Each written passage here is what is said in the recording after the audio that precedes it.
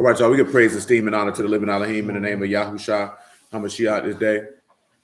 Pick this up in John chapter 5, verse 39. Search the scriptures, for in them you think you have eternal life, and there they which testify of me. And you will not come to me that you might have life. I receive not honor from you, but I know you, that you have not the love of Elohim in you. I come in my Abba's name, you receive me not. If another shall come in his own name, him you will receive. How can you believe which receive honor one from another, and not the honor that comes from Elohim only? Do not think that I will accuse you. The Abba, there is one that accused you, even Moses, in whom you trust. Had you believed Moses, you would have believed me, for he wrote of me. But if you believe not his writings, how should you believe my words? All praises be to the living Elohim in the name of Yahushua. So let's go over here to John chapter 7, verse 37. God bless Brother Langford.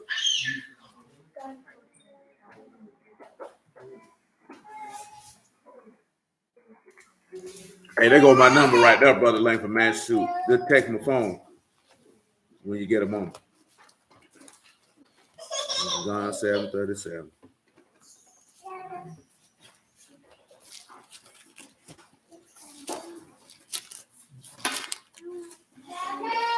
In that last day, that great of the feast, Yahushua stood and cried, saying, if any man thirst, let him come unto me and drink. He that believe on me, as the scripture hath said, out of his belly shall flow rivers of living water. But this spake he of the Ruach HaKodesh, that they which believe on him should receive. For the Ruach HaKodesh was not yet, because that Yahushua was not yet esteemed. Now, I just want you to come back to chapter 1. Of course, if you're not aware, that chapter 7 is dealing with, it was during Feast of Tabernacles.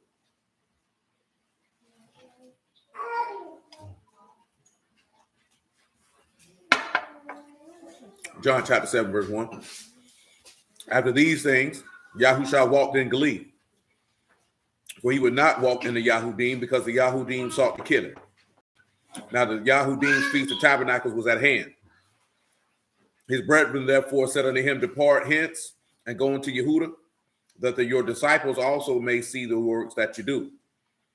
For no man do anything in secret, and he himself seek to be known openly. If you do these things, show yourself to the world. For neither did his brethren believe on him. Then Yahushua said unto them, my time is not yet come, but your time is always ready. Got it. The world cannot hate you, but me it hate, because I testify of it, that the works thereof are evil. Go you up unto this feast. I go not yet up unto this feast, for my time is not yet full come. When he said these words unto them, he abode in Galilee. But when his brethren were gone up, then he went also up unto the feast, not openly, but as it was secret. The Yahudim saw him at the feast and said, where is he? There was so much murmuring among the people concerning him. For some said he is a good man, said no, he deceived the people.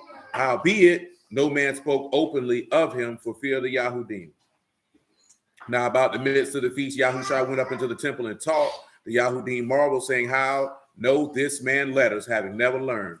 Yahushua answered and said, my doctrine is not mine, but his that sent me. If any man will do his will, he shall know of the doctrine, whether it be of Elohim, or I speak of myself. He that speak of himself seek his own esteem, and he that seek his esteem that sent him, the same is true, and there's no unrighteousness in him. Now, we looked at that for two key components. One, he discussed that it wasn't his time. Number two, he stated that his doctrine didn't belong to him, and if you wanted to know who was of Elohim and who was not, it's a simple determination on who are they speaking of. And then the third thing, which we started off with, where he stated that if any man thirst, come unto me and drink, but you would have to believe on him as the word has stated. So, Sylvia, get me Job 16 and 15, I believe.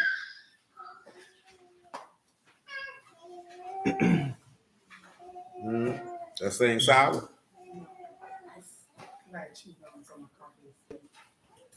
You drinking coffee at 7:30 at night? You addicted to caffeine? I'm asking. I didn't say it. I ain't being funny. That joint happens swifter than you think, especially if you drink a lot of coffee. That nigga said she tried. That nigga addicted.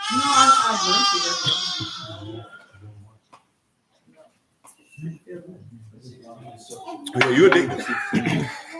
Because the coffee ain't making you feel good. It's the caffeine.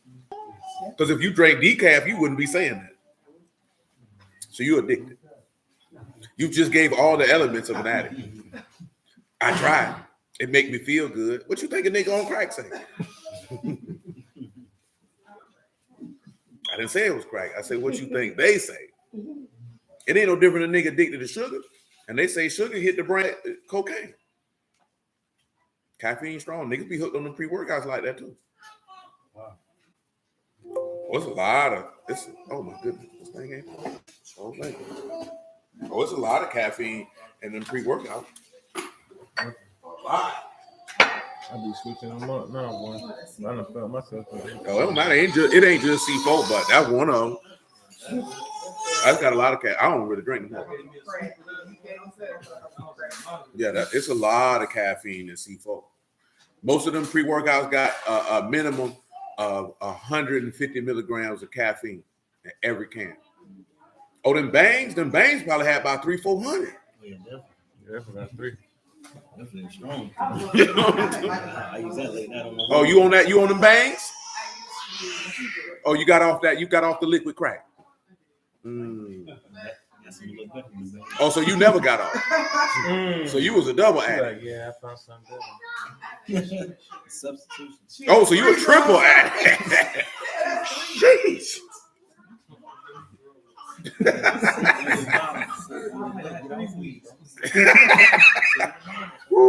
Hey, come on, Joe, 16 and 15. You want your butt popped, don't you, boy? Don't you, boy? I have sewed sackcloth upon my skin and defiled my horn in the dust. My face is foul with weeping, and on my eyelids the shadow of death. Not for injustice in my hands, also my prayer pure. O earth, cover not my blood, cover not you my blood, and let my cry have no place. Also now behold my witness in Shamahim, and my record on high. My friends scorn me, my eye pour out tears unto Elohim. Oh, that one might plead for a man with Elohim as a man plead for his neighbor. When a few years are come, then I shall go the way, I shall not return. Ain't that what he told him? He said, I go where you can't come. Now I want you to come back to the top, right? Look at what he said, right? But I'm back up just a little bit. You can look at verse 10. They said they gaped upon me with their mouth and they spit me upon the cheek reproachfully. They gathered themselves together against me. That's obvious. You know what that is. We're not spending a lot of time on that. Elohim delivered me to the unfaithful and turned me over into the hands of criminals. I was at ease and he has broken me asunder. He has also taken by my neck and shaken me to pieces and set me up for his mark. Give a mark by definition in verse 12 of Job chapter 16, if you would, sir. That is Matarah, that is guard, ward, prison, mark, or target. He set him up for a target. So why would he set him up for a target? He'll tell you, his archers compass me round about. He cleaved my reins asunder and do not spare. He poured out my gall upon the ground. Remember what we discussed when we didn't really get into it in great detail. But when we were in, when we were talking about, what's that called? We were discussing in chastening of atonement, right? You know what I'm talking about? Look at what he just did not spare. So remember the voice, chasten your son while there's what? For his crime. Now remember, chastening is to rebuke. The instruction in Hebrew. Instruction in Hebrew don't never mean teach. It means musar, which is to rebuke, which is to chasten.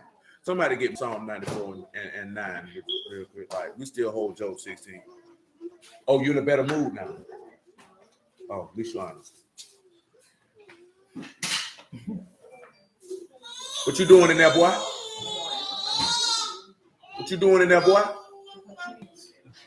Hey, boy, what you doing in there? I asked you a question. What you doing in there?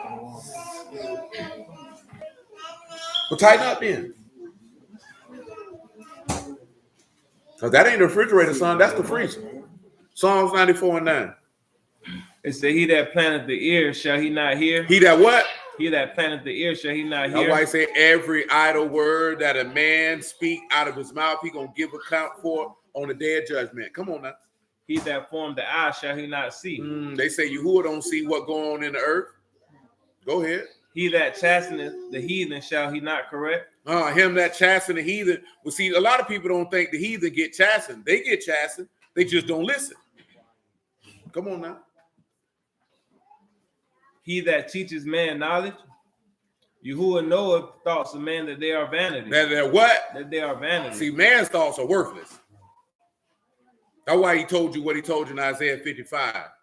My thoughts are not your thoughts, and my ways are not your ways.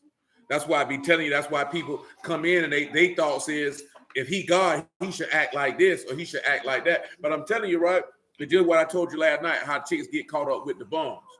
You want to go to a man and make him be what you think he should be versus who he done shown you that he always has been. Yahuwah has always been Yahuwah. He ain't never been different. Said he was going to do nothing different. He's always plainly stated what he going to do and how he going to do it and how he operate. And you just don't like it because you believe that he should do it like this. Well, guess what? If you had all that knowledge, then you should be God then. Because which, like he told you in Isaiah, which one of y'all taught me in the way of knowledge? Who gave wisdom to me? You ain't do it. You trying to come up off what he got going on. You know what I'm talking about? Come on, man. It says, Yahuwah knoweth the thoughts of man, that they vanity. Blessed is the man who thou chastenest, O Yahuwah, and teacheth him out of thy law. Blessed is the man who he what? Chasten. And do what after that? Teacheth out of his law. Now give him chasten and teach out the law. Chasten is Yasar. Yes, it. Mm-hmm. Chastise, to correct, to reprove, to punish. To correct or reprove. So a man's blessed when he is corrected. So you got to understand something. With Adam, with Yahusha, willing to lay their life down, that was a form of correction. We'll explain that in a moment. All this is still dealing with do it according to the pattern that I showed you in the mount. You know why we can say do it according to the pattern he showed him in the mount, out the gospel? Who would be able to answer that query?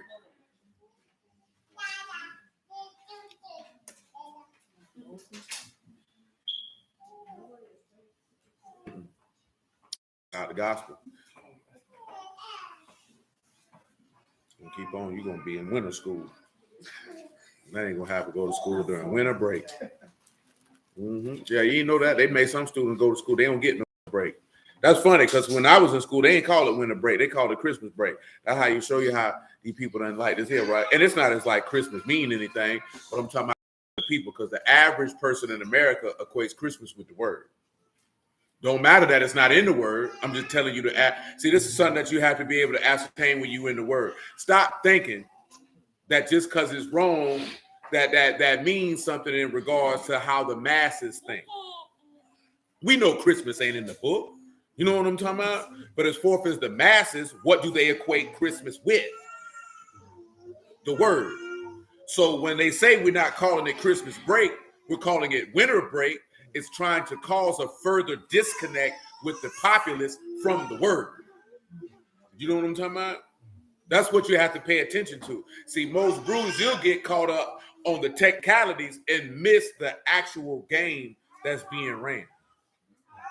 You know what I'm saying? Because we already know that Christmas ain't in the word. So we're not arguing that point. They did it with a lot of things. They used to have people say Merry Christmas. Now what do they have them say? Season's greeting, happy holiday. What is that trying to do? Again, we know it's sun worship. We know it's not in the word. It's trying to cause you a disconnect from the word. Because the people are already disconnected from the word because they don't know it. So then when you take a little bit that they think that they know, and you disconnect that even further, you're going to push the people further away from Elohim, as that is what you want to do in the first place. Yeah, definitely. That's what they do. They call it spring festival. They do. And they have started doing that. Now it's no more. It's because they already know that these festivals or these holidays that they serve are not biblical. So they want to snatch away the biblical character who they assign to their idolatrous feast and just be open with their idolatry, so that the people can just go ahead and now it's kind of like what's put in the clips of 48 Laws of Power and preach change but don't reform too quickly, because in the side it tell you how Constantine got the people to go from the festival of Saturnalia to Christmas. You know what I'm saying? Because he had no desire, he didn't care about no word. What he cared about was keeping his kingdom together. And what he's seen is that a mass majority of people in his realm were following the Lamb. So what do I need to do to get these people to come over here? See, I just can't come at them off top, because why? People are resistant to change. People don't like change, not rapid change. They're going to resist. That's why when you come at people and about they believe in what they've been doing off the top rope, guess what they're going to do? Their defenses go up and they resist. Because you're asking me to eliminate everything that I believe is true automatically, and then you shocked when they don't do it. That shows that you are, what's the word I'm looking for? Unskilled and incompetent and unaccustomed to dealing with human beings to understand human nature, why they would react the way that they react. You moving off pure, immature zeal that somebody going to receive that information the way that you did. You know what I'm talking about? And then you shocked and upset when they don't. Now, see, this is something that we learned in high school. Because like I told you, we was on a different type of time. So then when you step into people like, hey, my nigga, we were just reading this book. They, oh, you nigga, you crazy. Man, don't bring that to me. Something wrong with you. So then you begin to understand, but you can't come at people like that. That's what we picked up that information. That was from trial and error. Because we young, you know what I'm saying? So we thinking, hey, man, check this out. Boy, read this here, man. Man, these people wild. Then you realize, man, nobody want to hear that. Because you're shattering my illusion of reality. And I would rather hold on to an illusion than come out of it, because then I'm going to have to change. And I've been accustomed to doing something for a certain amount of time. I don't want to stop doing it. And it's not necessarily because they love doing it. I've told you this before. I ain't told you this a year, right? I got a homegirl I went to school with. I remember her saying this, of her having memories of Christmas as a child. She's not going to want to take that away from her offspring. She's going to want her offspring to have the same thought process about this particular day that she had. Do you know what I'm saying? See, we don't think about stuff like that. That's why you just give people the information. You go your way. You let Yahuwah take care of that. Because if they're going to accept it, they're going to accept it. Go ahead, man. What would be a good example on how to introduce that to someone? You don't. You wait. See, this is how you introduce it to somebody. If the opportunity presents itself, you break bread with the information. After that, that's the end of the conversation. You know what I'm saying? If you sitting around, you be like, yeah, man, you know, Christmas used to be the festival of Saturnalia. You know, the Romans would come together, have homosexual sex and beat up their wives after exchanging gifts. You be like, well, yeah, man, shoot, research it and leave it alone. It's not going to be a domineering type deal like, you wicked bastard, you're selling. See, Bruce think they're doing that and they think they're moving in righteousness. You ain't really moving in the mercy of Yahuwah, because Yahushua wouldn't do any such thing. You know why? Because what did he tell you? I didn't come to judge no man. I didn't come to judge. I didn't come to condemn. I came to save. So I'm trying to point you in a direction that there's good news for you to deliver your soul. If I'm coming at you with this law about what you're doing wrong, the law word wrath, I just condemned you. Now, if I'm condemned in my soul, why would I want to listen to you? You didn't give me any hope of expectation of deliverance from what I'm mired in. So therefore, I would rather stay in it. See, that takes skill. That's why everybody ain't know, and he ain't hired all these people, because niggas don't know this. Because they think condemning somebody, well, I'm doing the work. No, you're making a fool out of yourself. Like I told you, man, years ago, man, white dude we used to kick it with, his cousin was a sodomite. He told his cousin, yeah, he teach the word. His sodomite, that's sodomite. He said, man, I know, I'm going to hell. I say, man, you know that, and I know that.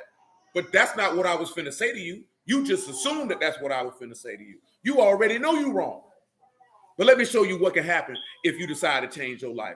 Let's focus on that. Because if he's got a motivation that there's a greater reward than to delve into his pleasure, he might take pleasure in the reward over the pleasure of his flesh. See, that's when you have to be mature spiritually to understand that. Because if you just come out of you sissy, he already had it in his mind that I was going to come condemn him.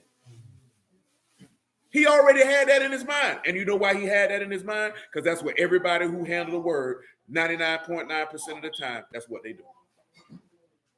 I don't need to tell this sissy he going to hell. He already know that. Once somebody say, "Oh, you on the word," he already know that. So I ain't got to tell him that. I ain't got to tell him that. What did the man say in Isaiah 52:7? Praise Yahuwah, Mother Sharona. What the man told you? That man say, "Blessed are the feet that what? Bring good tidings, bring the good news, bring shalom." Well, what's going to destroy the authority attached to chaos? The gospel will. So we trying to remove the devil. You already in the snares of the devil. We trying to get you out of his hands. You know what I'm talking about? I don't need to tell you in death. You already know that. That's like telling a nigga who got 40 years that you got 40 years. I already know I got 40 years. I don't need you to remind me. I'm sitting in prison. Can you tell me how can I get out of here? See, none of y'all ain't been in prison. You know what it's like when somebody, you sitting in the dorm and a dude know you know the law like that, and he looking at you like, "Hey man, I can get you to the law library, man. I could probably get you back home on appeal." You know what I'm talking about? It's the same deal. You trying to set me free. You trying to keep him in bondage. Don't even know it. Don't even know it. You know what I'm talking about? Where we at, man? What I got you holding? We good in Psalm 94. You gave me Yasar. Yeah. So because you got two words for that. Yasar and Musar. And they both mean to instruct, to correct, to reprove, and to rebuke. Give me teach out the law. See, now some people right here see a wicked person will be like, see, that's that Christian talk. See, you don't want nobody to be free, you wicked bastard Jew. You know what I'm talking about? We ain't telling nobody go be no sissy. When Yahushua caught that woman in adultery, he told that woman, "Ain't no man condemn you." She said, "No, Lord." He said, "I don't condemn you either." But what he told her after that, though, go and sin no more. We ain't stamping about what you're doing. We just want to set you free. Now, once you get free, don't go back to that folly now. Oh, I got a song for you for that. Don't go back to your folly. Come on with it, man. Oh, and Lamar is teaching and the Torah. So you got Lamar to teach. So why is that important? Give me 2 Timothy 3:13.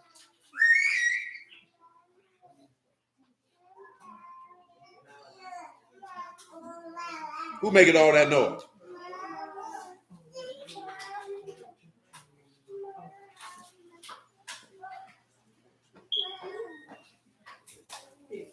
Go ahead, 2 Timothy 3:13. It said, "But evil men and seducers shall wax worse and worse, deceiving and being deceived. But continue thou in the things which thou hast learned, and thou hast been assured of, knowing of whom thou hast learned them. That's right. And that from a child thou hast known the Kadash scriptures, which are able to make thee wise unto salvation." He said you know the what? The Kadash scriptures. That are able to make you what? Wise. So you got to know the book. Remember, he that believe on me, as the scripture have said. So the knowledge of the Kadash scriptures will make you wise under what? The salvation of Yahushua HaMashiach. That's what Paul wrote it. So what's wisdom? That's skill. You won't have the ability to fight in war if you don't have the knowledge of the book. And then that knowledge of the book is going to manifest to who? The son of Elohim to you. Come on, man. It says, which are able to make you wise unto salvation through faith, which is in Yahushua HaMashiach. So it's through the faith in the word, right? You got to believe on this witness. Come on, man. All scripture is given by inspiration of Elohim and is profitable for doctrine, reproof, correction, for instruction in righteousness. That the what? That the man of Elohim may be made perfect. May be made what? Perfect. Mm-hmm. Through thoroughly furnished through all and good. See, remember the brother was talking about that the other day, talking about all, when they say all scripture, that means every book. See, every book can't make you perfect. I can't be perfect through the Quran. I can't be perfect through the Egyptian book of the dead. I can't be perfect from the Bhagavad Gita. I can't be perfect through none of that. I can only be perfect through the words of Yahuwah, and that's it. You know what I'm saying? Ain't no other way. It is what it is. You don't agree with it, take it up with the Lord when you see him. I guarantee you this here, when you see him, you ain't gonna utter a word. You're gonna stand there mealy mouth looking stupid. You know what I'm talking about? Shaking in your boots. That's what you're gonna do. Because I'm here to tell you, man, people be running their mouth. Man, if you ever came in the presence of a Malachim or an unclean spirit, well, you ain't moving, boy. All that stuff, I'll fight a demon. No, you won't. Well, these people were terrified when they seen an angel. What you think you're going to do if you seen an unclean spirit? You ain't finna do nothing. You finna sit there and look crazy, shaking in your boots, terrified. It's an awesome sight. You know what I'm saying? It's not a normal deal. Joanne, I see you looking. I know I asked y'all something a minute ago. I don't remember what it was, what verse it was tied to. Oh, yeah. That pattern. Shalom, Brother Shaw. We were looking at something else. Let me see where it was at.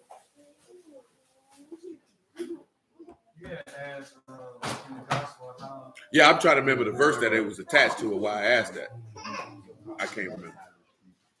Nevertheless, do y'all know why that pattern in the mount is important? It's fourth is in the Gospels. He said, make the tabernacle according to the pattern that I showed you in the mount, right? Hold on. Maybe this will help you out. Figure it out. Come over here to about verse 14 of Job 16 one more time.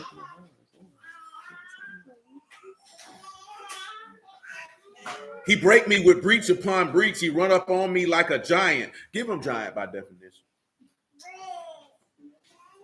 Well, no, it might not be that in this particular passage.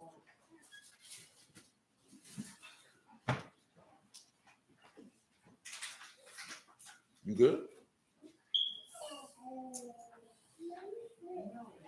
Gabor. That means a mighty man, Tyrant, a warrior. Yeah. You know what I'm saying? So when you see giant, they ain't talking about no big, tall person. It's talking about a warrior. Because remember, that was the same word used for giant in the law in a couple places. You know what I'm saying? See, people see giant, because that's the big thing right now. These people do tell the scribes done tampered with the text and added this and added that. You got to be careful with that type of stuff, man.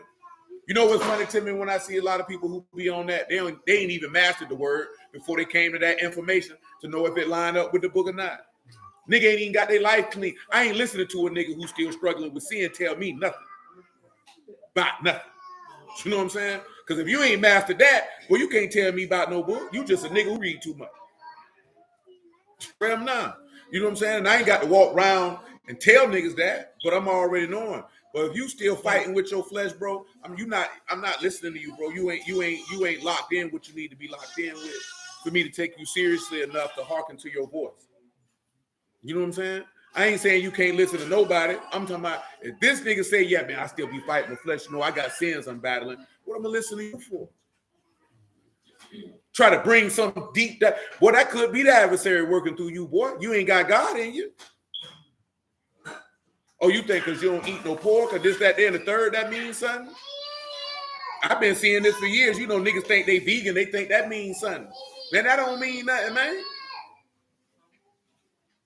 That don't mean nothing. Dude be like this here, man, I don't eat none of that stuff there, man. I'm on the eating diet.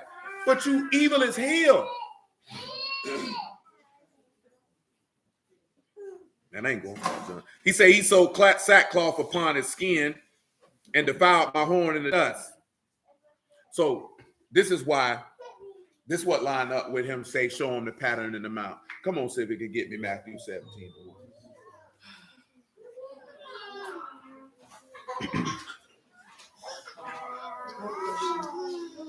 And after So when you was talking about giant before, like the evil one, that Nephilim it can mean tyrant. You know what I'm saying? But as far as we talk about both of those words. But it's still giant. Yeah. In the text, when they say giant, it could be Nephilim or it could be Nephilim like only used one or two times. Matter of fact, I think Nephilim is only really used in that particular passage, but that mighty man of war, that particular word is used in a multitude of places. That's when you look at how it described Goliath, he was a warrior. Yeah. It's that spot in Genesis, and then when we talk about the sons of Anak in Numbers 13, they say the sons of Anak were giants. That's Nephilim too. I mean, they tyrants. You know what I'm saying? The only two.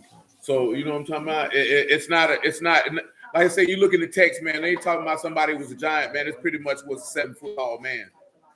You know what I'm saying? Most men during that time, I mean, like I said, we discussed it before, man. Niggas ain't that tall. People ain't that tall. They don't even say Goliath was nothing. They just say warrior. Yeah, he was a warrior. Most people ain't, you just don't see 6'6", 6'7", 6'8" people walking around all the time. Most people ain't never had no experience of being around a collection of 7-footers. You only see these people in athletic settings. You don't see these people walking around every day. And the unfortunate thing is, when you see somebody that tall, the first thing they get asked is, do they play basketball? So that means, so what is that telling you? That means you dwell in a country that looks at people to make them a minstrel show for your entertainment. Because don't get the game twisted. Sports is not for athletics and competition. It is entertainment. It's exactly what it is. It's framed to you that way. It's sold to you on TV that way. Why do you think that they have all these sports shows to talk? It's to frame storylines and narratives. And guess what?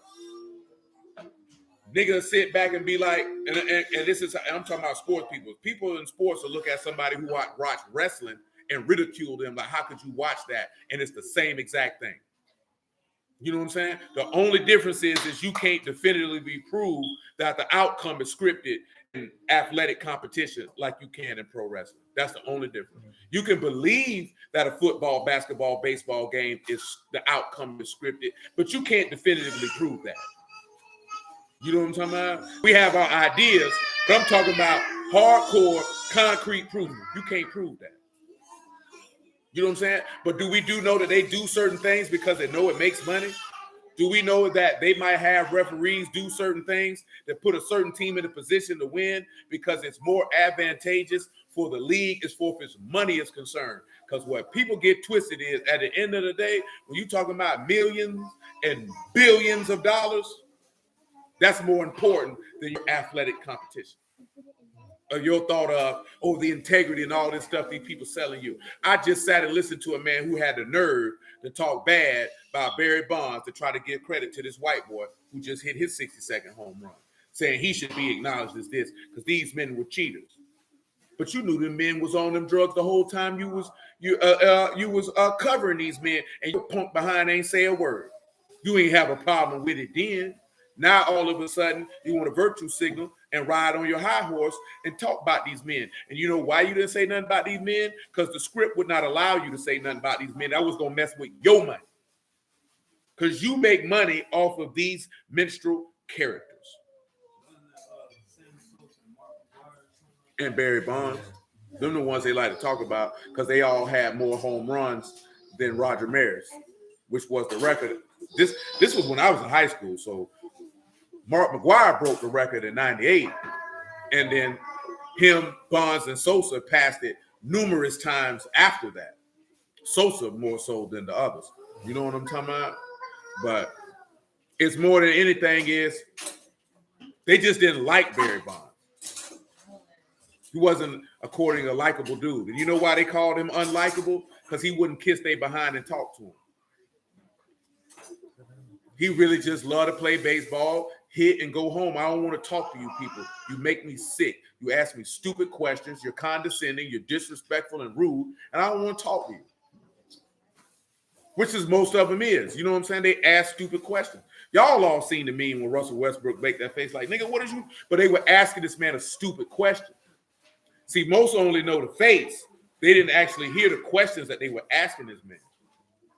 Or like when you seen AI go to talk about it's just practice, and they know that this man's best friend had just been killed, and they messing with him about this here. Because you are here for my entertainment to dance when I say dance, nigga boy, or white boy. It don't matter. They do all the same. See, they don't make a difference between the black boy and the white boy. They all the same to them. You know what I'm saying? Or you not friends with the media, and the people will craft a narrative and try to ruin your earning potential. Because they feel like you are nothing without them, and then you got certain people who feel like, screw you.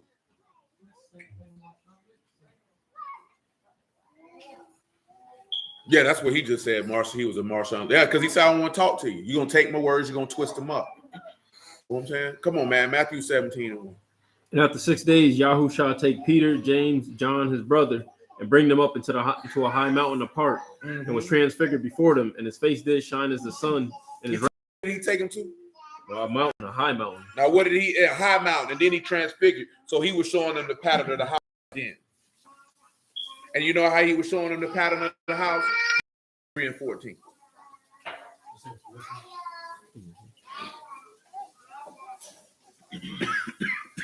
It said, I press towards the mark for the prize of the high calling of Yahuwah in the Mashiach. Notice that he say press for the mark or for the target. Let us therefore, as many as be perfect, be thus minded. As many as perfect, have this mind. Come on. And if anything ye be otherwise minded, Elohim shall reveal even this unto you. Go ahead. Nevertheless, whether two we have already attained, let us walk by the same rule. Let us mind the same thing. Brethren, be followers together of me, and mark them which walk so, as ye have us for an example. That's right. For many walk, of whom I have told you often, and now tell you even weeping, That they are what? enemies of the state. You have a lot of people who are enemies of the sacrifice of Mashiach. And what are they enemies of? They're enemies of giving something up. They don't want to die. See, when you sit back and you read what he sit back and say, archers have compassed me about. They don't spare. They done poured out my gall to the ground. I sew sackcloth upon my skin. My face is foul with weeping, and on my eyelids is the shadow of death. The man said he was exceedingly sorrowful, even unto death. That's what his eyes could see. And verse 17 say, not for any injustice in my hands. Also, my prayer is pure. See, that's why you can turn around when you hear him say, Abba, forgive them. They don't know what they're doing. And remember, this is Job talking. He said, not for any injustice. Give him injustice by definition. That's Job 16 and 17, by the way.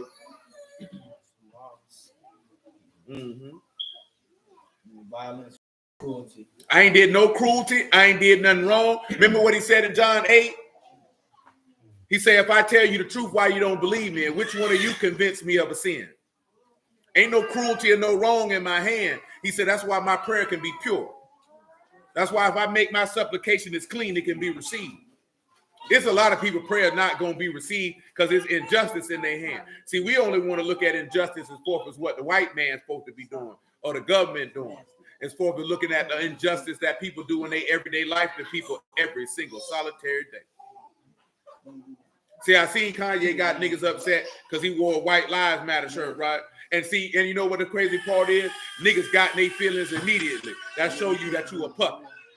If a t-shirt, see, that's why I put that thing in the chat. Charleston White told that dude, and I've been telling you that for years. He talking about, if a nigga say F your dead homies, that's fighting words. Them killing words. That nigga say, nigga, what? He say, boy, nigga can't make me not go home to my kids. That nigga talking to this nigga told him straight up and down, man, I've been telling you for years. That nigga say, man, I told you, how I tell you, if somebody words can control you, that means they got power over you. And the only person words that should have power over you is Yahuwah. His words, the only word that should move you to action. So you mean to tell me, because like he said, nigga, F your mama, shoot, F her too. I done said, they be like, your mama a hoe, shoot, she might be. I don't know. But guess what you go, nigga, you gonna talk about my mama, you weak. Because a nigga can control you. Nigga, you know your mama, he don't. So why you give a damn what he say? He don't know your mama. And if your mama was out here sucking penis, you finna fight a nigga about it and it's the truth? Okay.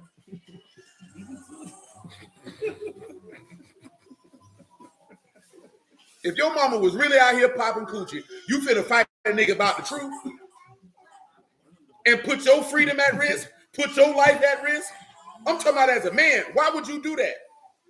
I got men. Look at Aqib Talib is an example of that. That damn fool brother sitting in jail, niggas. You getting millions. And you niggas risk your freedom and your wealth by the pee-wee football game. About some words. Nigga, you's a fool. You see, Yahusha never got moved by the words the scribes and Pharisees said to him. They called that man a devil. You ain't see him jump. I ain't no devil. You don't talk me like that. He ain't do none of that. He said, you know what? He said, if I be a devil, he said, man, let your children be judges who they cast out devils by. Let that judge. That's what he told them. That means you're emotional. If words can get you to do something that you wouldn't normally do, that means you in the flesh. You emotional. You can't even say you a man. You can't even say you a leader because niggas can use words to move you like a puppet. And you know what he told that nigga? That nigga say, nigga, I'm a man, nigga. That nigga said, nigga can't. He said, only people who move by words is little boys and women. That nigga said, what I look like, let the nigga move me and women listen to me when I talk. See, that's real nigga activity. You know what I'm saying? What I care about what you say and my old lady listen to me when I talk. That means if I listen to you, I'm your hoe. If you can move me to do something, that means I'm your old lady. You bed me every night. I need to iron your drawers. I need to fix your lunchbox for work. You know what I'm saying? I need to make sure you satisfied in every way. Because I'm moving off your word. But you know why you think that way? Because in black neighborhoods, you've been taught, don't tolerate no disrespect. Don't let a nigga say nothing to you. Man, I don't give a damn what you say. Just keep your hands to yourself. Care what you say, man. What do your words mean to me? You know why you move like that by somebody's words? Because you overvalue other people's opinion of you. That's why you do that. And if you pay attention to Yahushua, he never overvalued any of those people's opinion over his father's. His father's opinion was the only opinion that mattered. And what did his father say? This is my what? Beloved son, and whom I'm well pleased. He said, Abba, I proud to you. He said, I know you hear me. I know you hear me always. He said, but I don't do it for me. I do it for the people standing here so that they can know that you sent me. I ain't doing this for you niggas. I don't need you niggas to validate me. Ain't none of y'all ever had nobody look you in the face while you were doing the work by the power of Elohim and call you a devil. So ain't nothing anybody can say to you that means something. Now understand that one there. You worry about somebody calling you this and calling you that. You ever cast out a devil out somebody and they told you you was the devil? Come on, man. That's a different level of disrespect. Ain't nobody ever did that to you. You upset because somebody said you was ugly. You upset because a nigga lied on you. He said I did this. I ain't even do that. So what? They said this man was a blasphemer and a deceiver, and he came out and Yahuwah's name. And they killed him for it. That's why he said none of you have resisted blood, striving against sin. I'm just trying to give you an example that why you care so much about what these people got going on when none of this stuff, you ain't going through nothing that he went through and he ain't even did nothing wrong. You know what I'm saying? So it don't matter. Now, am I ignorant to the fact that it don't feel good? Of course, you don't want nobody lying on you. But some stuff, though, if a nigga don't know you, that junk shouldn't even matter. You know what I'm saying? I don't even know why you would care about the opinion of somebody who don't even know you. Don't even know your people. Your daddy gay. Okay, maybe he is. I don't know what he do in his free time. The reason why I say that is because at the end of the day, you ain't with nobody 24 hours a day, so you don't know what they be doing. You know what I'm talking about? You don't know what they be doing. And especially you talking about people who ain't in the word. At the end of the day, got a news flash. Some niggas' daddies is gay. Some niggas' daddy go see the sissy man when ain't nobody looking. You know what I'm talking about? Some of y'all mamas was whores in their prime. And they just slowed down when they had you, or they hit it well after they had you. You know what I'm saying? And now you don't want to accept the fact that your view, I remember I told this girl here one time, right? The way you see your grandma is not the way the niggas who grew up with your grandma see her. Because they know a different her.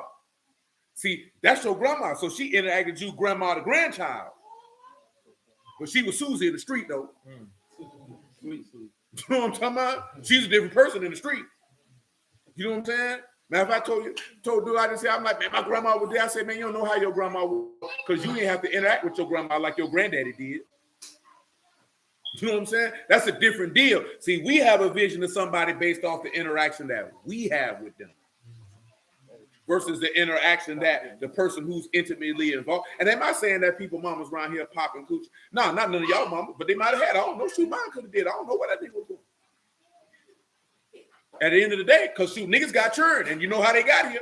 And guess what? If our parents weren't married when they had us, there's an inkling that they could have been participating in some degenerate activity. At the end of the day, take it, deal with it, live with it. If your people wasn't married when you was conceived and born, what that tell you? Might have been some hunching going on. Maybe a lot, maybe a little. But it was going on. It was going on because you here. You ain't pop up out of nowhere. The evidence is here. There's a baby. You not spoken for. And you ain't spoken for. Ain't a man in sight. When I say ain't in sight, your daddy ain't never lived with y'all. You don't know what it's like to be like, Daddy, I want some cereal. Your mom like, you know where the bowl at. That's what you know. You know what I'm talking about? That's just a harsh reality. We don't like to deal with it because you know why? Because you've been taught to romanticize your mama. I done told you that plenty of times. You've been taught to romanticize your mama and demonize your dad. You know what I'm saying? And it is what it is, man. It's life. Doesn't mean your mama's this or that. It's just life. Because guess what, right? At the end of the day, somebody mama's a hoe. And somebody daddy's a buster. Does that mean everybody? No. But somebody doing it. Because guess what? Y'all know hoes who got kids right now.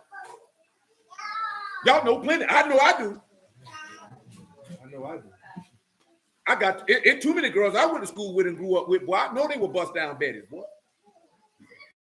I know it. And there's somebody laying in the bed with him right now, hugging them and kissing them, loving them to death. Children sitting here like, they said, Mama, don't even know. If you knew what I knew, you can kiss your mom in the mouth. Guess what? It's some dudes out here. Their daddy done been up that road, and they done did some things that shouldn't even be spoken before God. And you hugging him, talking about that's my daddy. Your daddy's sweet. Look at you. You like this? That shocks you, huh? It happens. Oh, I know you from New York. You seen it all. You seen sidewalk cinches every day of your life. But come on, right? We came to Job for verse 19, right? Or verse 18, right? He said, "O earth, cover not you my blood. Let my cry have no place." You know what that take you to? I know you ain't come over here and hit that baby. I know that ain't what you just did. Come here, boy. Bring your black behind over here. I'm not playing with you. Get over here, boy. You better shoot. I'm gonna tell your daddy on you, boy. I hope you bust your whole forehead in. You disrespectful, disobedient little boy, you. Yeah, you being shamed in front of everybody because you're rude and disobedient.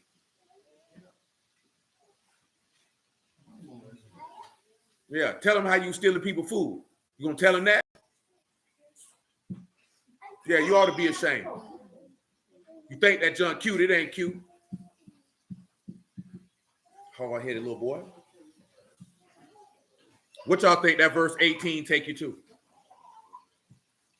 Y'all know what verse 18 speaking to? "O earth, cover not you my blood. Let my cry have no place." There you go. Come on, Hebrews 11:1, man. Let it run. Hard-headed little boy. From the top. Yeah. Why you let your boy hit your sister? You supposed to stop it. I know that's your brother. You supposed to tell your little brother you don't hit your sister. What's wrong with you? Don't mean you hit him. You just supposed to let him know don't do that. Look at you. Now your daddy got you. Hard-headed little boy. I'd have fought in your face. Damn.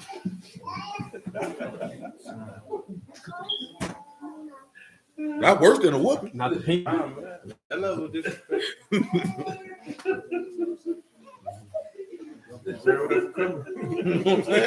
You earned that. Hebrews 11:1. Now, faith is the substance of things hoped for, the evidence of things not seen. Not seen. For by it the elders obtained a good report. That's right. Through faith we understand that the worlds were framed by the word of Elohim, That's so right. that things which are seen were not made of things which do appear. That's right. By faith Abel offered unto Elohim a more excellent sacrifice than Cain. A more what? Excellent sacrifice than Cain, by Guess which what? he obtained witness. And we know Yahushua came with a more excellent sacrifice than the law. You know how that's? See, I'm gonna show you something, right? I think we talked about that, right? You know, Cain and Abel is an example, even though Abel didn't sin, of what happens when you break the law, because the law will slay you, because the law worked wrath. And why is that the case? That's why he had to be a more excellent sacrifice, because the sacrifices Cain was going to bring, it wasn't going to do it. Not showing you that later. We only know that as an example, because what did the law produce? Even though the law slayed, the law produced everlasting life by producing who? Self. By producing your compensation, your replacement, your seed. That seed being the word. Come on, man. By which he obtained witness that he was righteous, Elohim testifying of his gifts. Testifying of his what? Of his gifts. Go ahead. And by it, he being dead, yet speaks. See what he just said, right? Because if your earth say cover not your blood, guess what that means? You what? You did. He said, let my cry have no place. Give him no place by definition.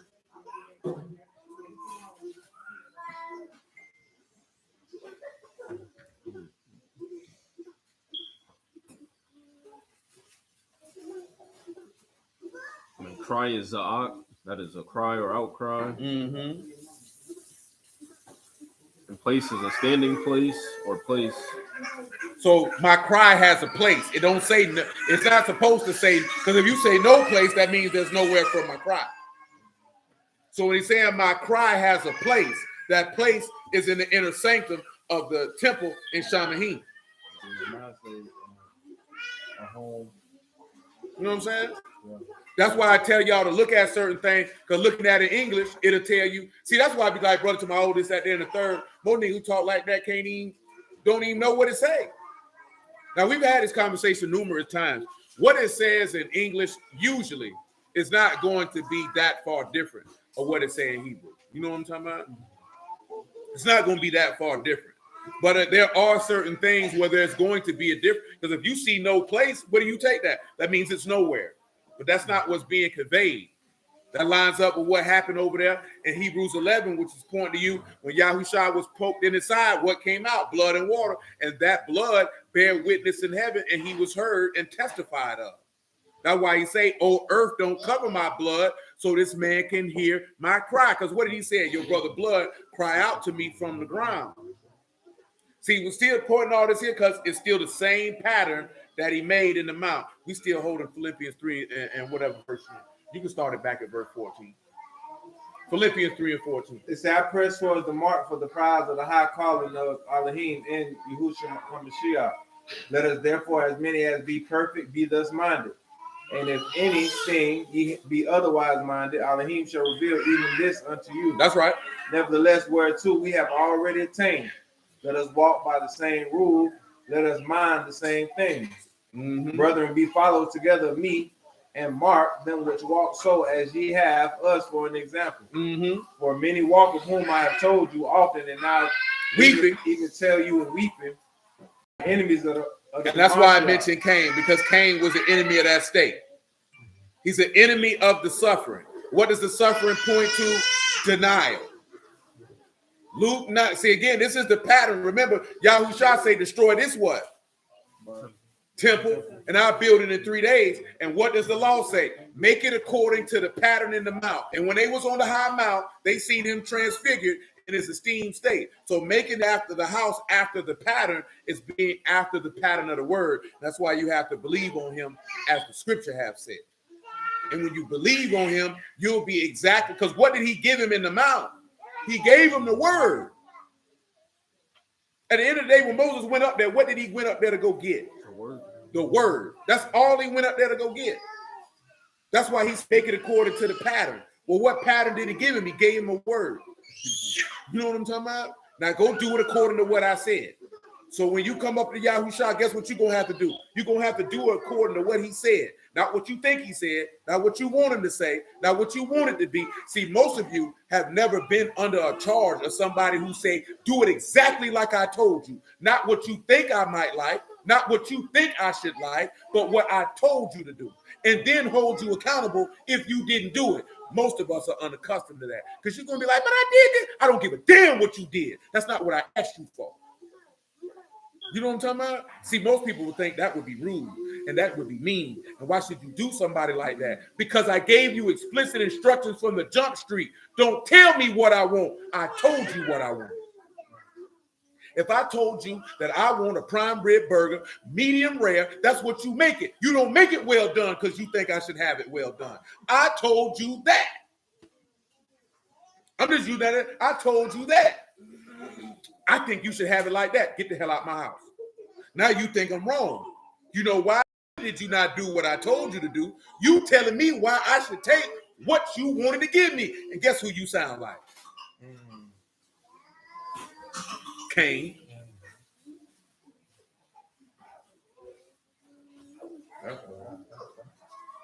That's who you sound like. Go ahead, Hashem. That's who you sound like. Shalom.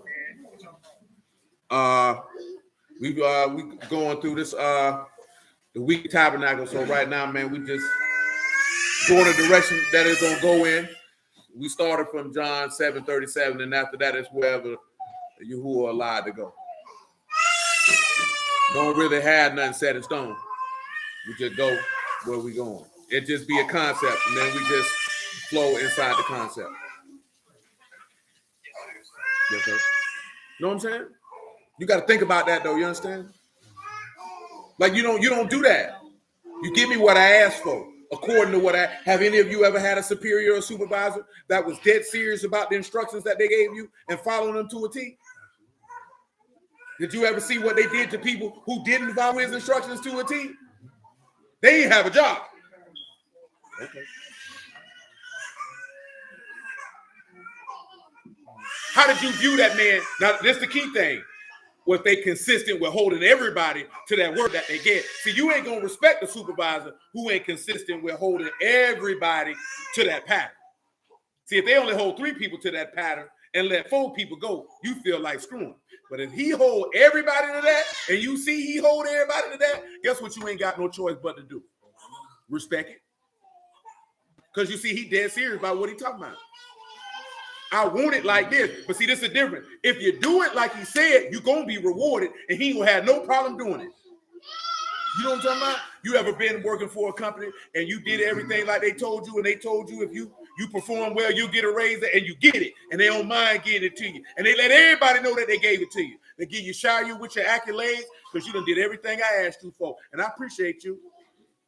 But when you don't do it like they say, look at this dummy over here. I'm going to fire this nigga next week. And see, the thing is, the person who don't want to do it, like he said, do it, who's a disobedient, rebellious performer, they always got an issue with that man. Man, that nigga there, man, he be tripping, man. Nah, he ain't tripping. He got a standard and you got to meet it. And you don't want to meet it, so he wrong. You work with people who thought like that? Huh? To the T.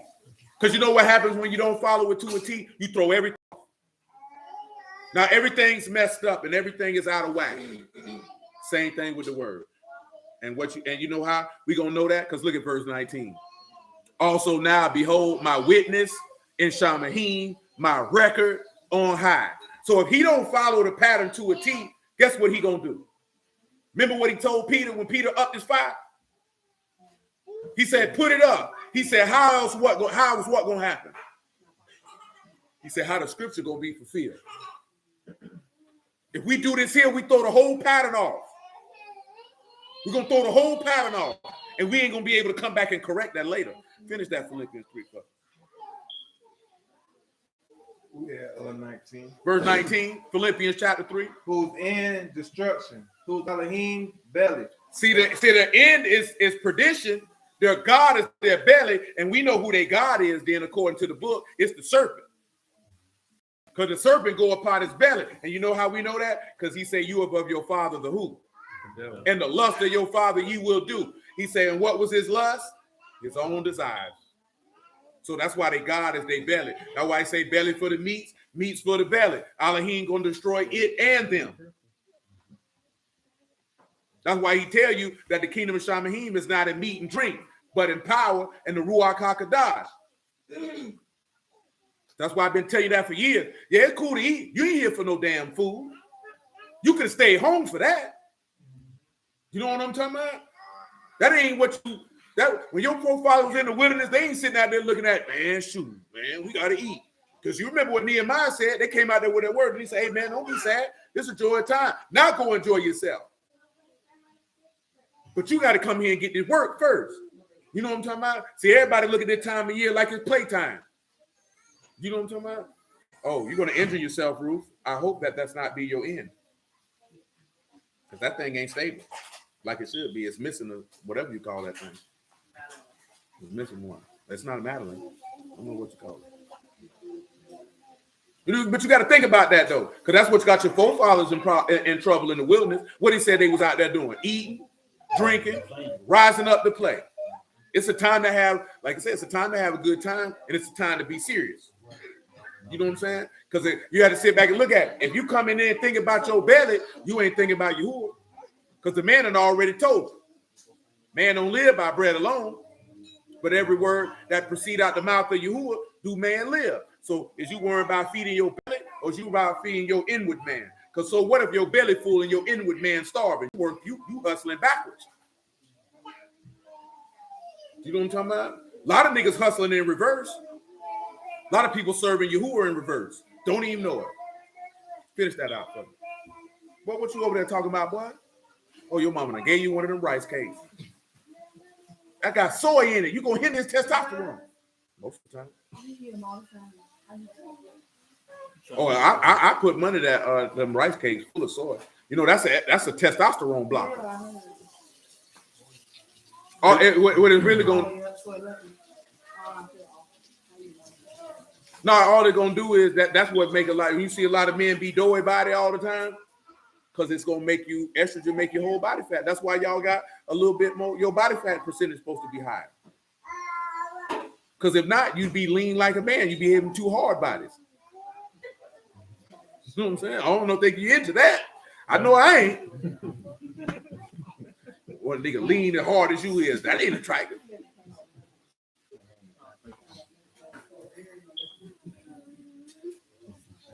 No, you just find something that's soy free. You know what I'm saying? Because they tell people that you don't eat that to help lose weight, but it ain't good for men to eat them. It might not mess with him. His testosterone ain't probably even flowing good yet.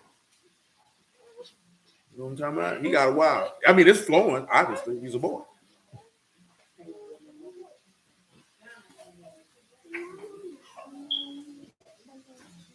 What you got going on? It says, whose end destruction, whose Elohim belly, whose esteem is their shame. That's right. Who mind earthly things. That mind what? Earthly things. Who mind what? Earthly things. That's why Yahusha had to correct Peter. Go ahead. For our conversation is in Shamahim. Our conduct is on high.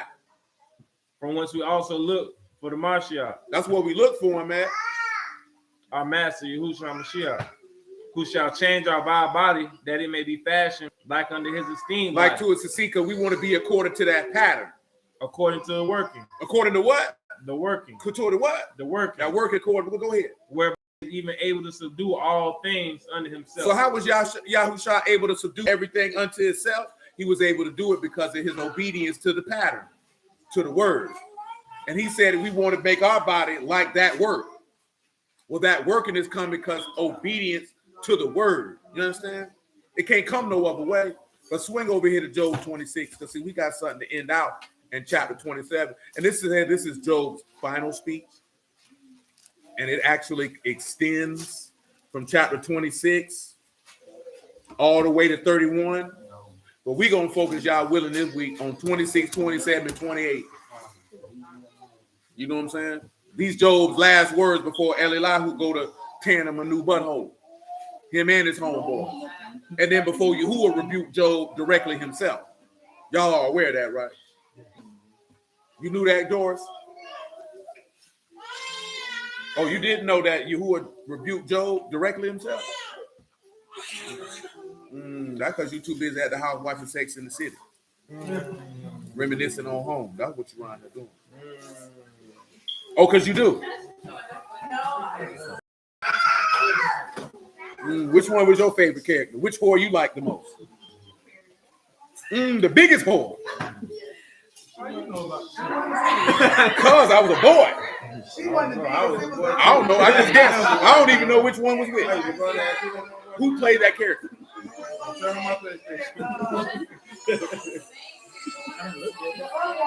it had been on the TV. Yeah. I'll tell you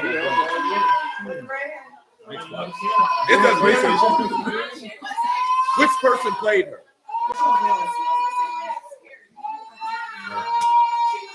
Oh, you talking about Sarah Jessica Parker? That done been on for a minute. That woman was a whore. And she was a horrible looking woman. Yeah, but I'm saying after the HBO series, you gotta go drop down to the little guy. It was on CW 17. They were all whores. Now, probably old episodes, I remember being on the Seinfeld came on. I didn't know the show because them women, you know, when that show came out, I was a teenager. I guess I was sitting on. All right, y'all. Hey, 38 is when you start talking to Job. Chapter 38 is when he started talking to Job. Job 26:1, let it run. It said, but Job answered and said, how is thou help without power? Savest thou the arm, no strength. Look at what he said. How have you helped without power? Give him help by definition. Look at the question he asking. How can you help with no power? Can you save an arm with no strength? As our help to succor, to help, to aid. To aid. How can you give aid without power? What's the power of Elohim? What did he say that a man couldn't get because he was not yet esteemed? So there was no way that he could be the aid, help, and support without the Ruach HaKodesh. That's why he told him it's expedient that I go away, or else the Comforter won't come to you. And did he not begin to detail the power that the Comforter would exhibit? Verse 3, Job 26:3. It says, how hast thou counseled no wisdom, and how plentifully declared a thing as it is. Listen what he said. How you gonna counsel you ain't got no wisdom? So if you ain't got no wisdom, guess what you ain't got? You ain't got the fear of God. So how you gonna counsel somebody? So don't give me counsel by definition.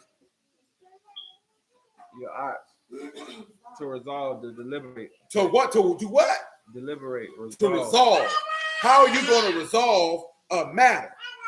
What did Yahushua come to do? There was a matter that need to be resolved. He said, how are you going to resolve with no wisdom? Now, I know in counselor and Isaiah 9:6 is probably going to be different words. But you know what he called in Isaiah 9, right? A wonderful counselor.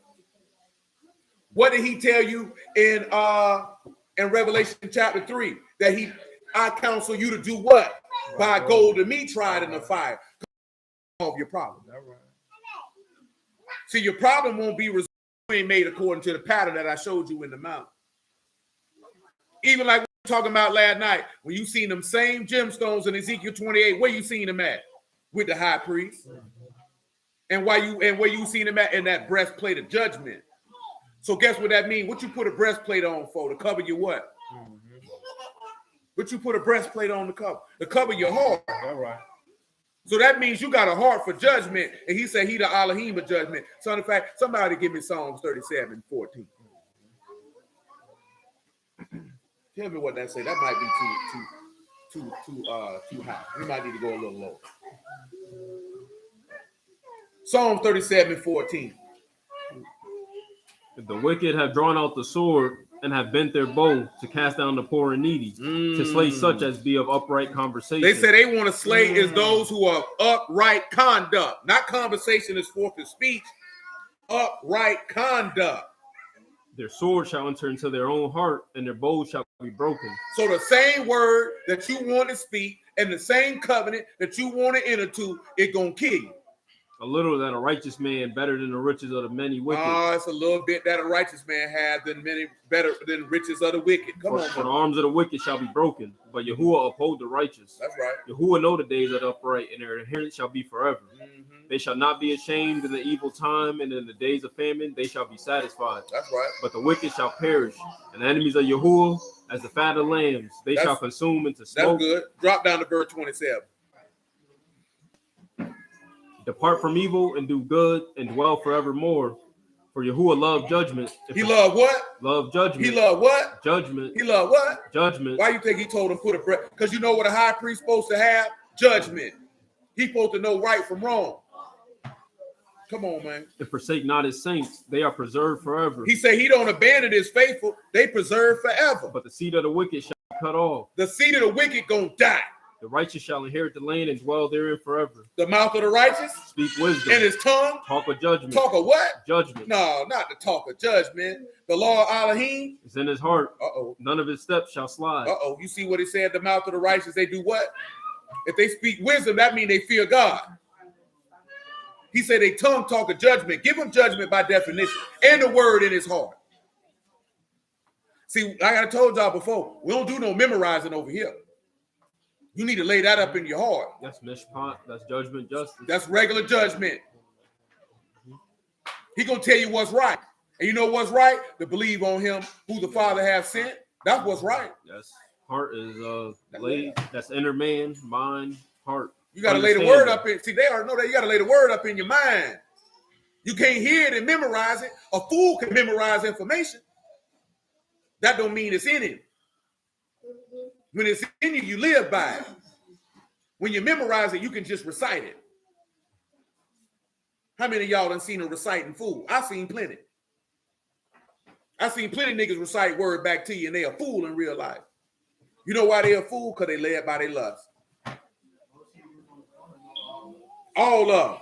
And guess what? We done ran into a couple. You remember that day when Lil Johnny was out there that day? Wasn't Lil James out there? When we were talking to them IUIC boys out there at the Bailey's on 103rd. Soon as the nigga took them off script, they didn't know what to do. Soon as they went to ask about stuff, and like they said, well, what about this and this and this? They was all script. They don't know what to do because you memorize the word. It ain't in your heart. So you can't really have a conversation that's not according to your script. That's no disrespect to them boys. I'm just talking about how they train. I'd never give a man a precept book and say, go out here and do this here. That word need to be in your heart. It need to be in you. And then guess what? Then you can have a conversation about the word with anybody, anywhere, at any time with no preparation. When you see a man tomorrow, I got to prepare first. The word ain't in it. Dude talking about, oh, we can debate. I need to prepare first. Nigga, I ain't got the shoes. Nigga, I'm ready right now. Talking about prepare, nigga. You stay ready, you ain't got what I'm talking about? These niggas walking around, they ain't got no fire on. Why you put that strap on them like? Like, you know what I'm saying? Hey, you gonna up my fire, your fire on me. You know what I'm saying? I gotta go to the trunk and get my pistol. My pistol on my hip. You dead, cuz. You gotta go pop the hood to get it from under the motor. You know what I'm talking about? Nah, we ain't gotta do all that, man. You got the word in, you ain't never got to get ready. You know why? Shoot, I said it already. Go ahead and give him John 16 and 11, man. Look, I'll let the word take. When you got the word in you, you ain't never got to get ready. He just said the law of Elohim in his heart. Didn't it say, lo, I come in the volume of the book to do your will, O Elohim. The word is in my heart. I ain't got to get ready. So you mean to tell me you're going to have to go read the book when the beast come, nigga? You going to already know what to do?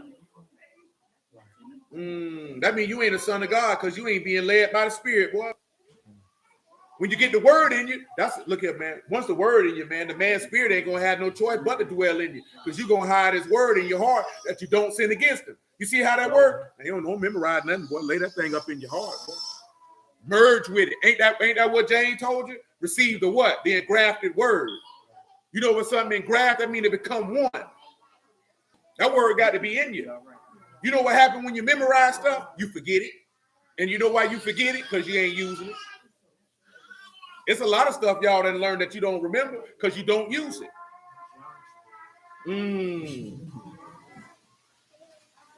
Look at that. She offended by that. I teach them kids algebra. They better remember. I taught them all algebra. They better remember all of it. Algebra, no. You might need a little bit of that. You taught it.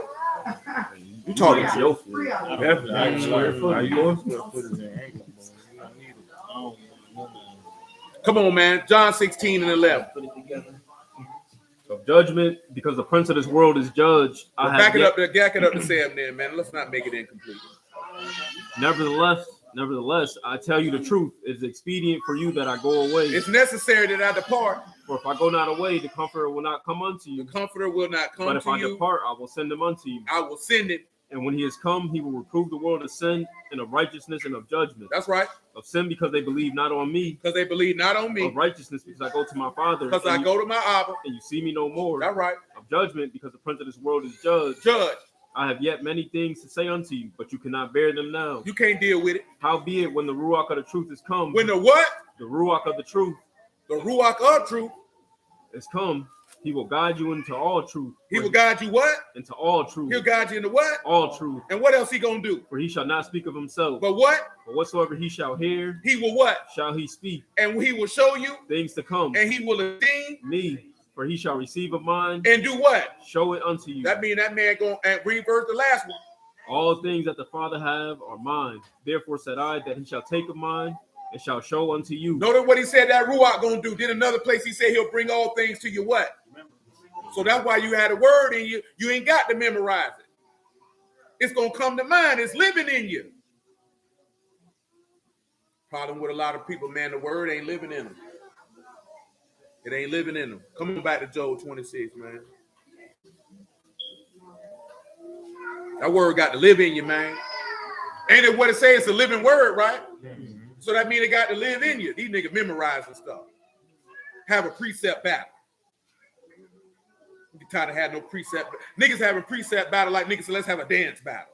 You niggas gay. They like the time traveler nigga with them shorts. Traveling from 2005. You want to walk it out. You want to do the snap dance. I don't know what that joint called. I ain't like it then. I don't like it now. See, when we were watching that Jesus movie, and I was telling her, I said, yeah, this is the thing. She hadn't seen that meme when them niggas was in there doing that nut while you buck. How they was in that song never moved me. I never cared. Nut while you don't remember that none of that joint. I never liked it. Didn't do nothing for me. I ain't care for him either. Nigga didn't do nothing for me. I just see you on that bone. Well, guess what? Guess what? If you see me on that, your name Ray Charles, nigga, because you blind. Never scared. But that ain't she seen. Bone Crusher ain't do nothing for me. Never scared. Ain't buy no record on when the music video come on. I turn to ESPN. I ain't exaggerating. I turn to ESPN. Niggas ain't do nothing for me. All them Atlanta nigga music wasn't hitting like that, man, to me, man. That's the time when all them niggas was coming out. I'm like, yeah, I'm good, man. Yeah. Weird now. Oh, that's a horrible. Absolutely horrible. But it's got its place for people who do it. You know what I'm saying? But nigga, I don't go to no club. I don't dance. That junk ain't moving. That junk ain't moving me. I'm like, yeah, boy, I'm gonna throw the yin yang twins in here. I done started smoking crack. Had to. Cause you know, I remember, man, nigga, I don't go to no club, nigga. So that means I'm in the car. Absolutely not. Absolutely not. Absolutely not. Absolutely. They was trying to appeal to the young crowd. I don't know if you know the Absolutely. Absolutely. I don't want to hear this ugly nigga yelling. Yeah. Okay. It was bad enough if you had a radio playing and you hear it. But I was saying, like, this ain't nothing like, oh, I'm finna go buy that. No, I ain't missed none of that. Niggas was 01, 02, 03, 04. All that junk, nigga. You talking about 05 and back. Yeah, I was gone. You know what I'm saying? I don't know nothing about that. I can't speak to none of that. I wasn't here. You know what I'm saying? But all that stuff before that, oh, no, man. Lil Jon ain't do nothing for me, man. I don't want to hear that. Niggas screaming and hollering. Them beats was, you know what I'm saying? What they say? Your rhymes is whack. Your beats, I don't want to hear none of that. Didn't do nothing for me. Yeah, because you want to get all excited and jump all around. I ain't on that. Not tight enough to be like, man, I want to get me a bag and roll up and smoke and listen to it. They ain't that tight. Nigga, I'm in my early 20s at the time. Man, I don't want to hear that junk. Man, shoot, nigga, we were criminals, man. I'm trying to listen to something about some dope boys. Man, I don't want to hear this. You know what I'm saying? He want to be out for JT Money. Yeah, you know what I'm saying? Or we listen to niggas talking about a little pimping, or or niggas who can actually rap. Like actually put words together in a compelling fashion. You know what I'm talking about? Yeah, that's something different. But them niggas, I mean, a lot of niggas from Atlanta just don't do nothing for me, period, even to this day. Because I'm from a time period with the nigga who just died, the Archie Eversole nigga, Lil Scrappy, and all that nigga, like, nigga, this junk is trash. Who's trash? You know what I'm saying? The snap music thing, I just realized, even when we were young, I said, that's got to be for teenagers, because this ain't doing nothing. I'm 21, 22 years old. This is just not, doing. That when Lil Jock came out, who was this weak booty looking nigga? Not even young.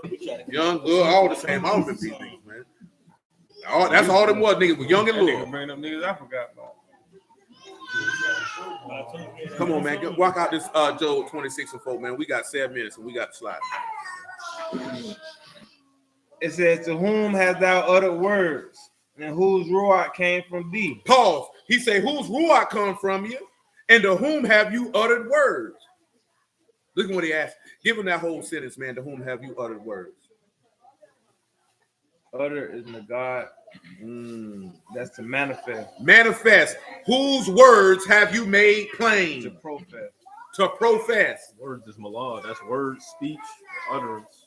Ain't that what he said? My father give me a commandment, what I should say and what I should speak. And you ought to make the house according to the pattern that I told you. Because if you believe Moses, you would have believed me. But if you ain't believe his writing, guess what you ain't going to believe? My word. You see how that go together? Praise God. You know what I'm saying? It's all the same word, point to the same thing. Because look at what Job asked. To whom have you uttered words? Whose ruach came from you? You know what I'm talking about? And what they came in, oh, you Beelzebub. But we just read in John 16 what ruach coming from Yahushua. Keep on going. Look at verse 5. Look what it say. It said, dead are formed from under the waters. Say, no, not dead formed under the waters. And what? And the inhabitants thereof. No, we done talked about this before. It's been a long time. Dead should be Mavate. But let's look at form. It say Rapha. Deceased, the ghost. Oh, that's right. Spirit of Hades and all that good old stuff. Guess what that is? Somebody get me 1 Peter chapter 4. Matter of fact, make it verse 6. 1 Peter chapter 4, verse 6. It says, for this cause the Besor was preached also unto them that are dead. Preach to who? Them that are dead. Preach to who? Them that are dead. Oh, Lord. That they may be judged according to men in the flesh, but live according to Elohim in the That they spirit. might be judged according to men in the flesh and live according to Elohim by the Ruach. Uh-oh. But the end of all things is at hand. Be ye therefore sober and watch unto prayer. That's good right there. You know what that's come. Come on, give him the other one over here, man. 1 Peter chapter 3, man, verse 18. It says, for the Mashiach also have once suffered for sins, for the just and the unjust. That's right. That he might bring us to Elohim, being put to death in the flesh, but quickened by the Ruach. And what? And what else? By which also he went to preach unto the Ruachs in prison. He went to preach to the spirits in prison. That dead literally translates to spirits in prison. And he said they formed from under the waters. Now give form by definition. Now, you know, we done talked about it before, right? Because I know a lot of people probably look at, because it's newer people, right? That's why I'm saying this here. Some of y'all who done been around here for a while, we done showed you what it means that he preached to the spirits in prison at least 8 different ways. Because what people don't realize, Peter didn't just pull that out of nowhere. He got it from somewhere. And now you seen one place where he got it from. What you got for form, good sir? Huh? Cool. Cool. To twist, whirl, dance, ride, fear, tremble, travail, be in anguish, be pain. Spirits in prison are in pain. And where they formed at? Under the Ma'im. Give them under, right? What under is? And then I'm going to ask you a question. Tak'ah. Under part, beneath. So beneath the Ma'im, right? What that line up with the law? That's Genesis. That's Genesis 1. That's right. Did he say it was waters above and under the firmament? And what was formed under the firmament? The man on the 6th day. Uh-oh. That's right. Preparation. And he said the inhabitants thereof. Give it inhabited. Shekan. That is to dwell, the habitation, So, the lodging. so guess what? The Ruachs in prison are in pain under the Ma'im. And what you say the inhabitants was again? In their place. Why are they in pain? Because he said the whole creation is in pain to this day. Remember, we talked about that last week, to be specific.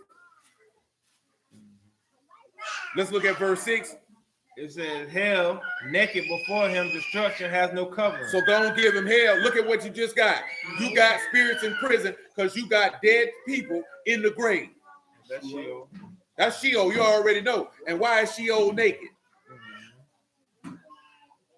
While he give you the definition of naked, give me Hebrews chapter 4, verse 12.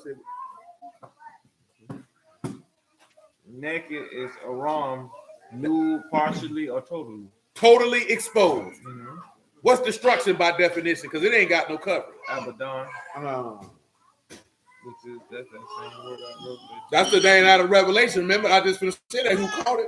That's that Malachim in Revelation, Abaddon. And what was Abaddon sent to go do? The destruction. To destroy. Abaddon ain't got no covering either. So what that means is, so you got a spirit called Abaddon because he come to destroy. So guess what destruction is? See, sin ain't got nowhere to hide. All right. How you know that? Because guess what? Adam and Eve went to cover up their sin, couldn't do it. All right. How we know that? How hell is naked before him and death, destruction have no covering? Because he said, who told you was naked? I see that. Because when they did it, he said, as soon as you do it, you'll do what? You'll surely what? Surely die, right? And what they went and did, they went to cover themselves. Go on and get it for the people who don't know what the book says. Who told you that? I see you. Genesis 3 and 9. Praise God. Yahuwah called to Adam and said unto him, where are you? Where you at? He said, I heard the voice in the garden and I was afraid because I was naked. I was what? I was naked. Who told you were naked? I hid myself. I hid myself. And he said, who told you that you were naked? Hast thou eaten of the tree wherever I've commanded that you should not eat? So you know what that means? Adam seen his sin. Mm-hmm. Guess what the book tell you? He said, we sin in our sins and we know them. That's why I told you, I ain't got to come condemn you. You already know you a sinner. What I got to tell you that for?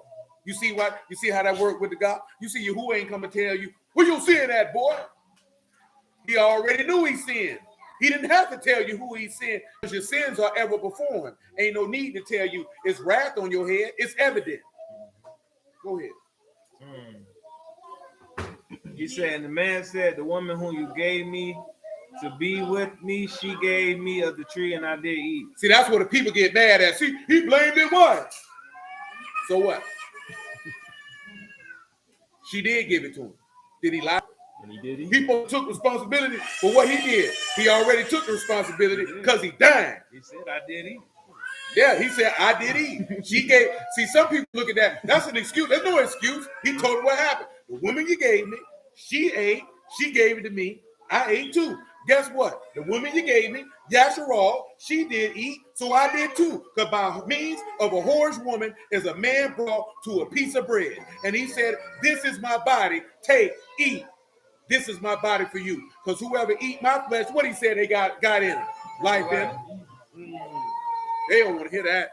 Flesh is meat indeed. Meat indeed. See, this is the problem. Everybody want to spend their time being mad at a woman. Go see a therapist for what your mama did to you. You know what I'm saying? Whatever your mama did to you, you need to go see a therapist and work that out. Because we tired of seeing you whole niggas on the internet crying about women all day. You know what I'm talking about? Nigga, if she a scallywag, leave her alone. If she rebellious, leave her alone. Matter of fact, that's when you have to look yourself as a man and say, boy, why you keep picking scallywags and rebellious women? Why that's what you seem to come across? See, we're not going to use the passage of a wicked man, a wicked woman is the portion of a wicked. See, we're not going to do that. Why people like to pull out of the Apocrypha. No, nigga, it's something wrong with you mentally. That means you like the rebellious woman. You like the chaos that she brings. That's why you keep picking them. You know what I'm talking about? You like that chaotic junk so you can get on the internet and play victim like your mammy used to do. Because you got a woman's heart in you, boy. That's why you're doing it. You know what I'm talking about? That's why you're doing it. Let's just go ahead and cut to the chase. You like to play victim. You like to get on here and play victim. Because a man who's a man, he ain't going to keep picking the same type of woman dealing with the same problem. You know what I'm talking about? He going to get himself together to attract a higher caliber woman. Or if he's already got himself to that point, he's going to eject the woman who is not worthy of him. He ain't going to keep dealing with her. I can get her to change. You's a fool. You can't get nobody to change who don't want to change. You can't do it. You ever met a nigga who didn't change his clothes? You can't make that nigga change his clothes. He got to want to go to the house and change. See, y'all ain't been around nobody who done hustle for real. Because you got some nigga, you have to tell that nigga like, hey, bro, I know you out here getting it, man. Boy, you done had them clothes on about 5 days and they stink. Boy, you need to go on, slide to the hotel, wherever you're going at, man, change your clothes, bro. You know what I'm saying? Because, boy, I done been in the same clothes 7 days straight. Nigga, ain't went home. Straight up and out, nigga. I wasn't no nigga. I lived on the west side, nigga. I'm on the beach. I ain't got no car at the time. I'm trying to get one. I can't be catching no boy back and forth till I change some clothes. Nigga, we out here. Nigga, I take a shower in here, put these clothes back on. Nigga, I'm in the trap 24 hours, 7 days a week. I ain't going home. Because guess what? If I go home, I ain't making no money. Because guess what? All the time I'm going back and forth, nigga, money being made, I ain't getting it. That's for me.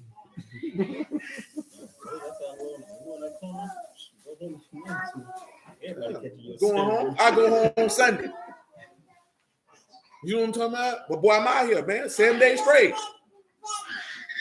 You know what I'm talking about? See, people don't even understand that, man. That's why I put that clip in there with the dude from Shark Tank when he was like talking about the old lady came to him talking about he need to stop working so much he's missing out on the family. He making $5 million a year. Good problem. He says, so what I do? So when you gonna get rid of her? Cause boy, if a woman come to me talking about spending enough time with me and I'm making $5 million a year, oh, you can get on. You know what I'm talking about? You can get on. I'm talking about you can get on. I ain't trying to hear none of that what you talking about. Because you ain't even sitting back looking at all this effort I'm putting in this here, and the only thing you care about is me being up in your face. So I'm going to holler at you. And I'm going to keep getting these $5 million a year. Because this before he got married to him, because see, that's giving you an inkling of what type of person it's going to be after you marry them. And after you, just because you married them don't mean she going to change that. That means she don't give a damn about you and what you got going on. That means the minute you lose that bread, boy, she gone and she gonna talk about you like a dog. You know what I'm saying? But see, when you lusting, you ain't gonna pay attention to that. Man, I'm gonna get my money, man. I'm gonna get my money, man. You gonna like they say you ain't spending, you're not making the soccer games. Nigga probably don't want to go to them damn soccer games anyway. Nigga going for the churn, I ain't going for you. And then on top of that, these ain't even his damn churn. This is her nieces and nephews. So these your people. So you want me to make sacrifices from my earning potential for your family? You crazy as hell. I'm gonna get this money. Yeah, that's what I'm. And they said this man was living in the college. This man said he was living in the college dorm, 21 years old. Do you know how amazing that is for a 21-year-old college student to be making $5 million a year? Dude in the comments say he let a woman talk him out of going to finishing medical school because he wasn't spending enough time with her. See, all that don't just point to everybody running their mouth about Tom Brady, man. See, as a man, you ain't never supposed to do that. See, the level of greatness that man is on, that's not normal. That's not normal. You know what I'm saying? That's not a regular thing. See, niggas thought he was going to be done 5 years ago. Ain't nobody ever played quarterback at this high of a level at this age. The oldest quarterback I ever seen play was a man named Steve DeBerg, and he wasn't that good.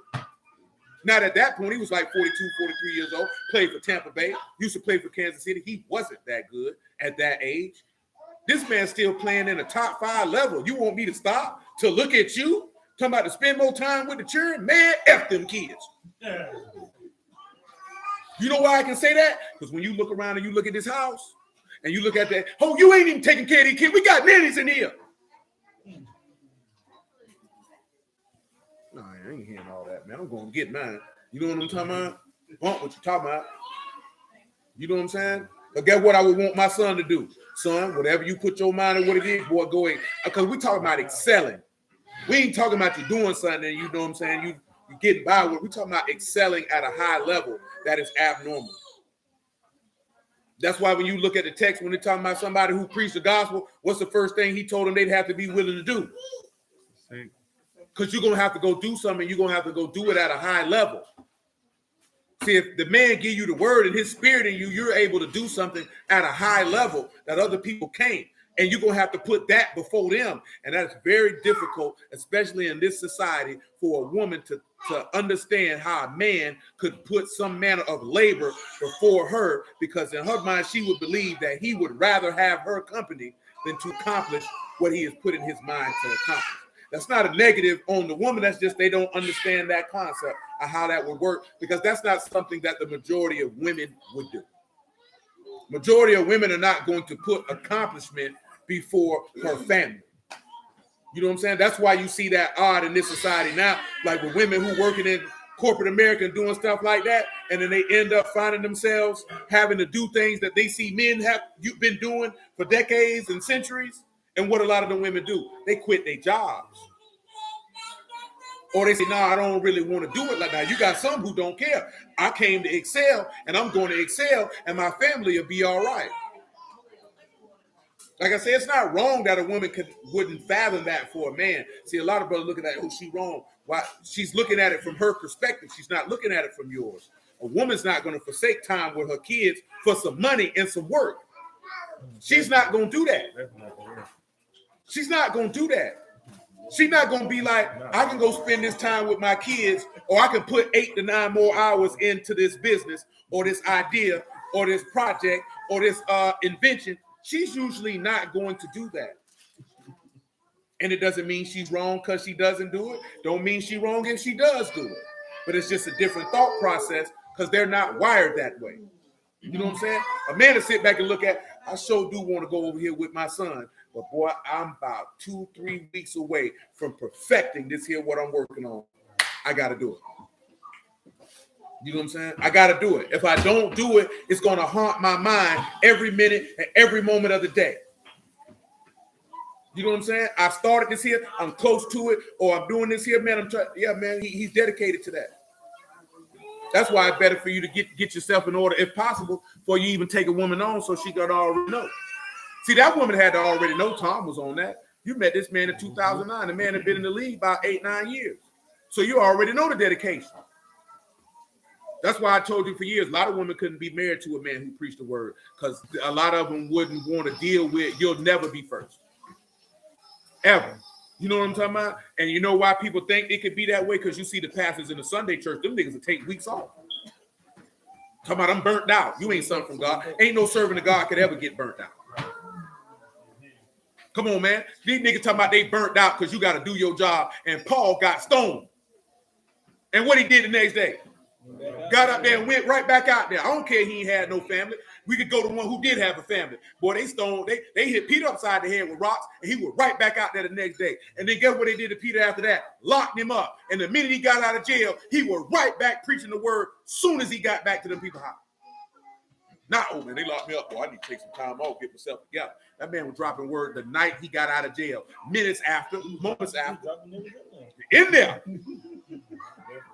And he went in there for the word. He ain't did nothing wrong. Most people ain't got that level of dedication. Talking about you burnt out. You burnt out because he ain't hired you.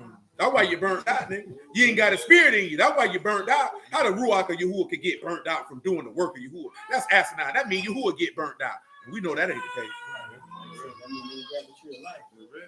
Come on now. Come on now. What? How you gonna speak words without? How you gonna help them without power? Come on now. You can't save an arm you ain't gave no strength to. That's what it said.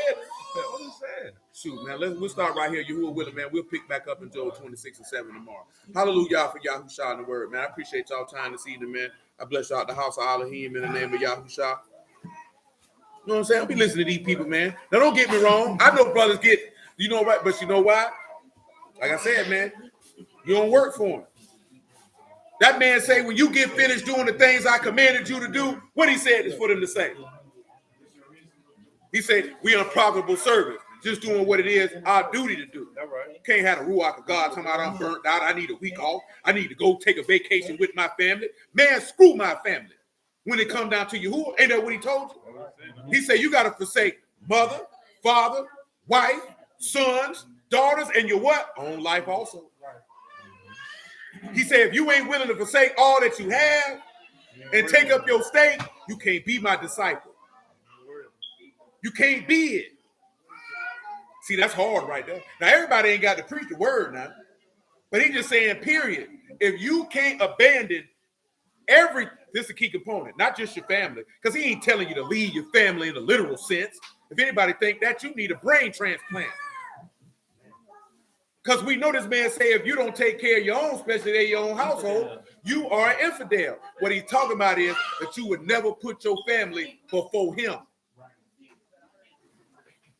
That you, especially if you a laborer in the gospel, He said, he that warreth cannot entangle himself with the cares and affairs of this life. So therefore, you can't put nothing before him. That's the first word out the 10 words. I'm Yahuwah your Elohim. Have no other power before me. So nothing can come before him. Of course, you know this man instruct you to love your wife and love your kids and all that there. So don't be no fool thinking that means screw your churn, don't do nothing for them. But if you had to choose between a school event for your child, a date night for your wife, and go to preach and minister the gospel to a soul, what you gonna do? You got people who will choose their wife and their kids over the Lord. And guess what? The blood of that person who you were supposed to go minister to, that's on your hands. That's on your hands now. You're going to answer for that person going to hell, and you're going to answer for them going. See, people don't deal with that. They don't deal with that. But man, I appreciate y'all, man. I bless y'all the house of Elohim in the name of Yahushua. I love y'all. Yahuwah willing, tomorrow, 7:30. Right back at it. And until that time.